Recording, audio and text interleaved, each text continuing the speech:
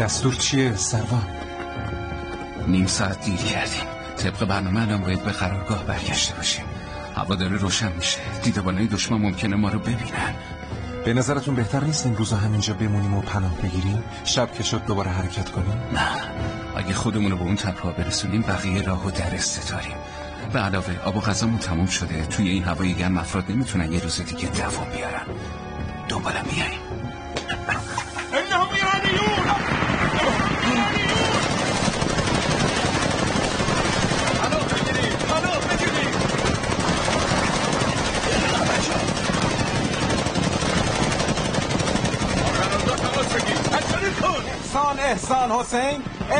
احسان حسین بگوشم. ما توی تله افتادیم مفهومه؟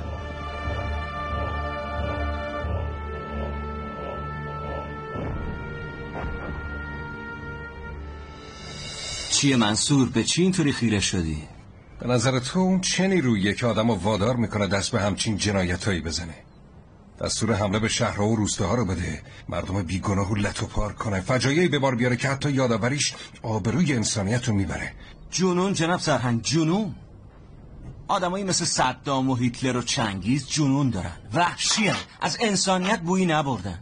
به نظر من همه چی از خانواده شروع میشه. کسی که احترام پدر و مادر رو بفهمه هیچ وقت به خطا نمیفته.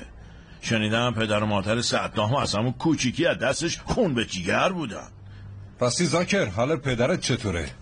2 روز پیش تماس داشتم. میگن مشکل قلبی عروقیه. پزشکا امیدوارن بدون عمل بتونن بابامو مداوا کنن. جناب سرگرد محمدی، تلفن. با من کار دارن. نگفتی منظور چه نیروییه که میتونه آدمو وادار به این همه جنایت بکنه؟ جاه طلبی شاهین جان، جاه طلبی. میل به قدرت وقتی تو دل آدم رشد کنه همه حدود اخلاقی و انسانی رو از بین میبره. اون وقتی که یه آدم تبدیل میشه به صدام و این فجایع به وجود میاد.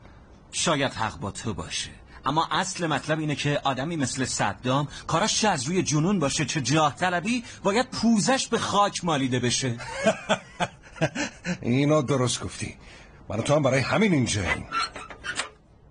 دوره آموزشی استاد داشتیم، یادش بخیر. میگفت آدم جاه طلب همه دنیا رم که بگیره باز آرامش نداره. میگه بریم ببینیم تو سیاره های دیگه چه خبره.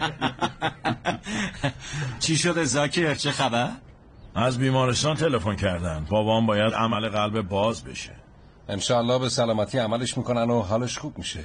به خدا توکل کن. موضوع اینه که بابای من به عمل رضایت نمیده. آخه چرا؟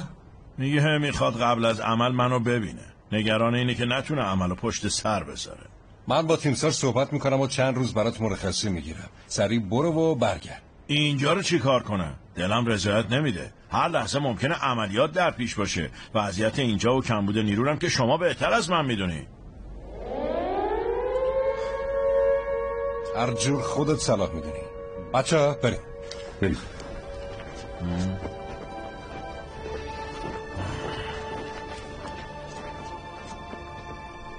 چند دقیقه پیش به ما اطلاع دادن که یک گروهان گشت شناسایی از واحد اطلاعات عملیات نیروی زمینی در راه بازگشت به منطقه خودی مورد شناسایی دشمن قرار گرفته و به محاصره در اومده.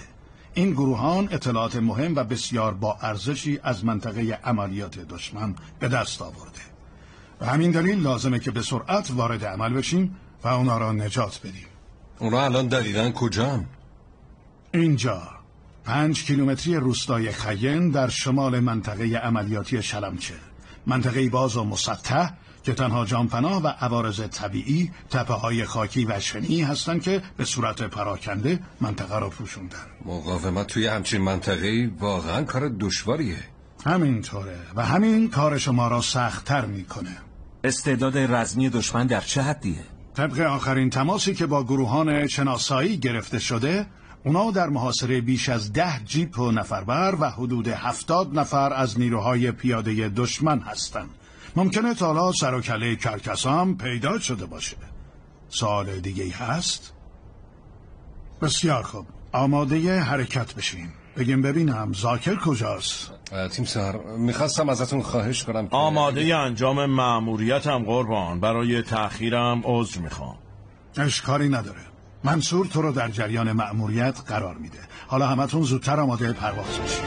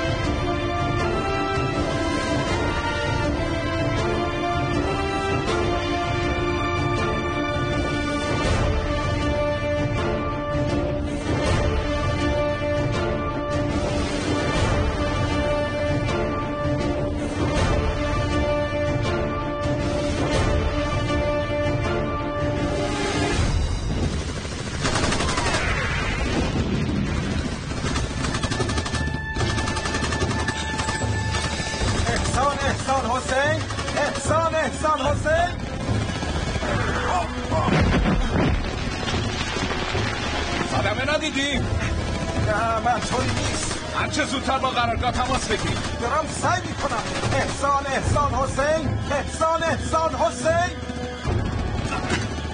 چی شد؟ سیم از کار افتاده.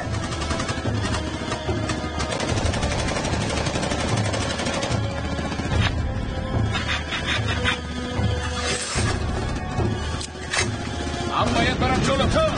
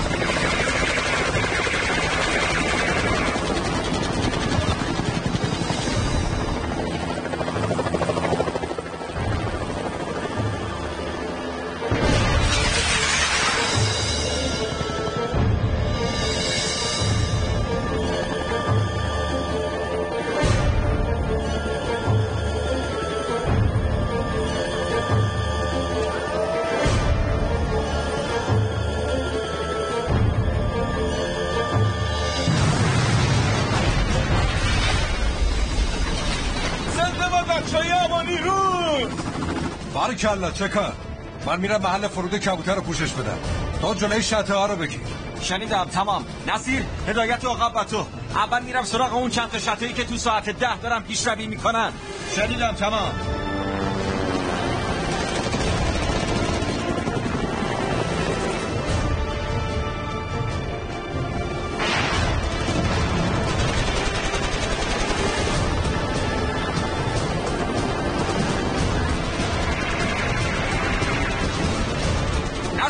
مراقب باش آرپیجی. باریکلا پسر. بریم ساعت 2. چند تا شتم اونجا جلو میدن. شنیدم. تمام.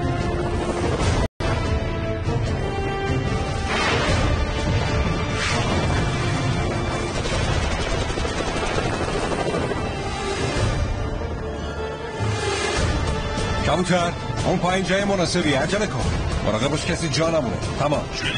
تمام.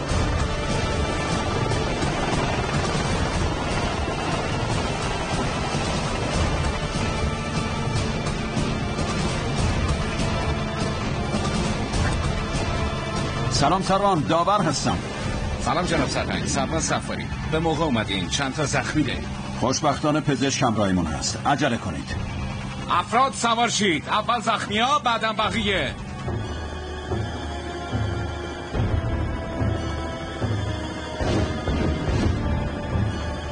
چکار. چند تا از شته ها دارن میرن سراغ کبوتر. من جلوی اونا رو میگیرم. تو هم برو سراغ بقیه. شنیدم. نصیر برگرد ساعت 3. نباید بذارید حتی یه عراقی به کبوتر نزدیک بشه. تمام. شنیدم. تمام. سیاوش امورشون نده.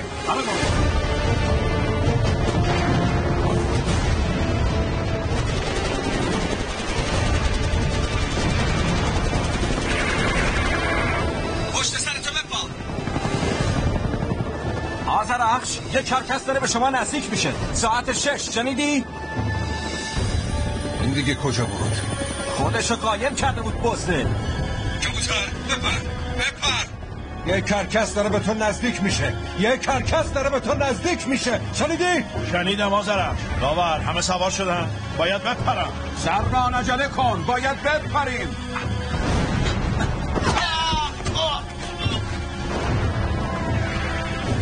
کبوتر چی کار داری میکنی؟ گفتم بپر. الان همه رو به کشتن میدی. چی شد داور؟ سروان تیر خورده. چی؟ باید بپرم. جون همه در خطره. من میرم سراغ سروان. تو فعلا از اینجا برو. باشه برمیگردم. نگران نباش.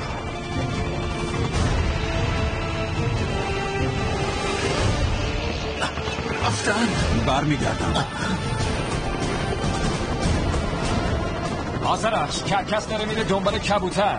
بی‌وجدان. با مجروحات چی کار داری؟ حریف تو منم. آذرخش کبوتر در خطره. این بی همه چیز دست بردار نیست. من میرم کمکش. نه شاهی.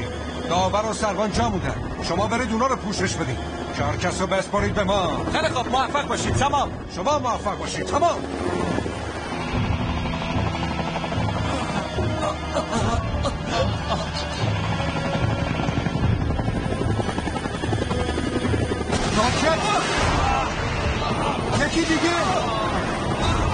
آذرفش، زخمی ها حالشون خیلی بده، نمیتونن تحمل کنن. دستور چیه؟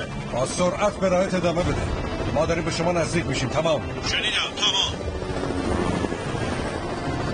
سیاوش، باید قبل از اینکه اون کرکس بتونه بلای سر کبوتر بیاره بزنیش. آماده ای؟ برای جناب سرهنگ.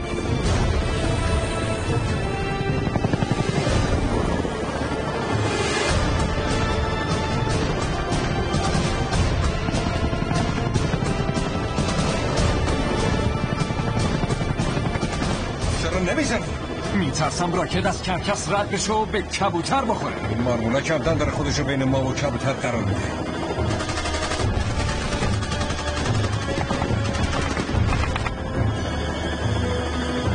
نصیر مستقیم برو روی سرشون. چشم سرگو.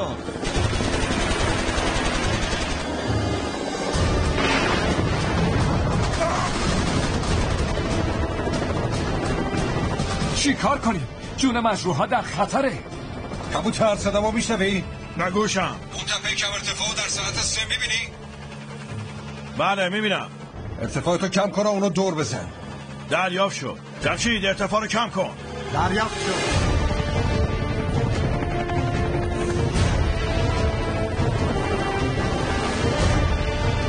کبوتر با شماره 3 ارتفاع بگیر. دریافت شد. 1 2 3.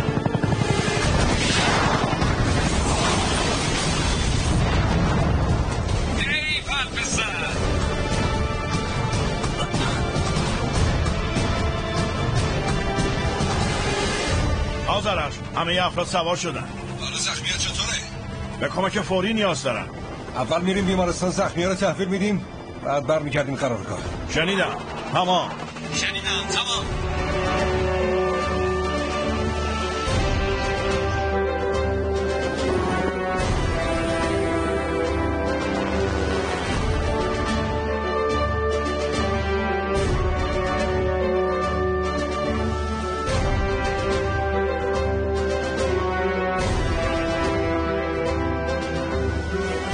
بفرمایید چای.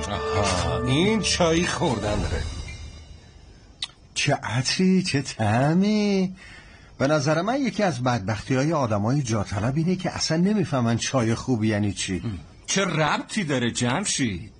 جدی میگم. آدمای پولدار دیدیم که همه چی دارن اما هیچ کدومشون لذت نمیبرن. همه چیز براشون عادیه. کم میخندن، کم کیف میکنن. اینا همش به خاطر اینه که همه حواسشون کور شده. باریکلا جمشید، نکته ظریفی بود. میل به قدرت واقعا میتونه آدمو تبدیل به هیولا کنه. یه هیولا چه لذتی میتونه از نعمتهای خدا ببره. برای همینه که میگم آدم جاطلب نمیفهمه چای خوب یعنی چی. همین لیوان چای اینجا میبینین؟ این خودش وسیله آدم شناسیه. یا آدم سالم میخوره کیف میکنه، یا آدم دیگه میخوره اما انگار نه انگار. راستی این لیوان مال کیه؟ مال ذاکره. پس خودش کجاست؟ حتما توی مخابراته. ذاکر این چند روز به خاطر پدرش پریشونه. با وجود اینکه خیلی بهش نیاز داریم، میخوام چند روز بفرستمش مرخصی. خدا خیرت بده تیمسار. یا الله. حلال زاده شنید. ذاکر خیلی خوشحالی. موضوع چیه؟ بچه شنیدین دیشب مصاحبه سروان صفاری رو از تلویزیون پخش کردن؟ جدی میگی؟ آره بابا، خبر عملیات دیروز مثل توپ صدا کرده. صفاری توی مصاحبهش اسم همه بچه‌ها رو آورده، اسم منم گفته. پس برای همینه که انقدر خوشحالی. اسمت تو تلویزیون پخش کردن، تو هم کیف کردی. غلط نکنم تو هم داری جا طلب میشی. یک قلوب این چای بخور ببینم حالت چطوره. نه بابا، به خاطر اون نیست که. پس چیه؟ بابام برنامه رو دیده، اسم منم شنیده، گفته من راضی نمیشم پسرم سنگرشو ول کنه بیاد پیش من. رضایت داده عملش کنم. خدا رو شکر. اون چای مال منه؟ آره بخور ببینم چه احساسی داری پسر. کیف کردم. چی شد؟ چیزی ریخته بودین توش؟ چیزی نیست. توی امتحان آدم شناسی جمشید قبول شدی. راست میگین؟